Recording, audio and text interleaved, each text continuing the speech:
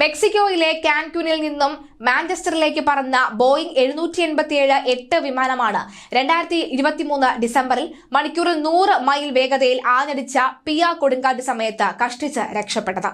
വിമാനത്താവളത്തിൽ ഇറങ്ങാൻ ആരംഭിച്ച പൈലറ്റിനോട് പറഞ്ഞത് സുരക്ഷിതമായി ഇറങ്ങുന്നതിനുള്ള സാഹചര്യത്തിനായി മറ്റ് 7 വിമാനങ്ങൾ കാത്തുനിൽപ്പാണ് എന്നായിരുന്നു.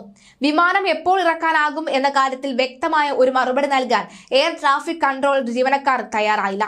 ഇതോടെ 62-കാരനായ പൈലറ്റ് വിമാനം ഈസ്റ്റ് മിഡ്ലാൻഡിലെ വിമാനത്താവളത്തിലേക്ക് വഴിതിരിച്ചുവിടുകയായിരുന്നു.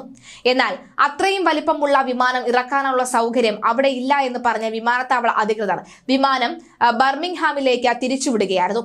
കനത്ത കാറ്റിൽ ആദ്യ ലാൻഡിംഗ് ശ്രമം പരാജയപ്പെട്ടതോടെ വിമാനം വീണ്ടും വട്ടമിട്ട് പറന്നു. അപ്പോഴാണ് വിമാനത്തിൽ ഇന്ധനം തീരെ കുറവാണ് എന്നറിയുന്നത്. ഇന്ധന അടിയന്തരാവസ്ഥ അറിയിച്ചിട്ടും 28 മൈൽ ദൂരേക്ക് വിമാനം വഴി തിരിച്ചുവിടുകയായിരുന്നു. എന്നാൽ മറ്റൊരു വിമാനത്താവളത്തിലേക്ക് പറക്കാനുള്ള ഇന്ധനം അതിൽ ഉണ്ടായിരുന്നില്ല. അവസാനം 291 യാത്രക്കാരും 10 ജീവനക്കാരും ഉണ്ടായിരുന്ന വിമാനം നിലത്തിറങ്ങുമ്പോൾ അതിൽ അവശേഷിച്ചിരുന്നത് കേവലം 1250 കിലോ ഇന്ധനം മാത്രമായിരുന്നു.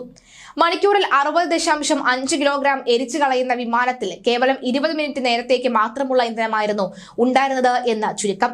കനത്ത കാറ്റിൽ ഇറങ്ങാൻ കഴിയാതെ ഒരു തവണ കൂടി വിമാനത്താവളത്തിന് മുകളിൽ വലം വയ്ക്കേണ്ടി വന്നിരുന്നുവെങ്കിൽ വൻ അപകടമായിരുന്നു സംഭവിക്കുക. എന്തായാലും ഈ അപകടത്തിന്റെ നടുക്കം വർഷങ്ങൾക്ക് ഇപ്പോഴും മാറിയിട്ടില്ല. ഇന്ന് അതിനെക്കുറിച്ചും ആ സംഭവ വികാസങ്ങളെക്കുറിച്ചും ഓർക്കുകയാണ് അതിലെ ഒരു യാത്രക്കാരി.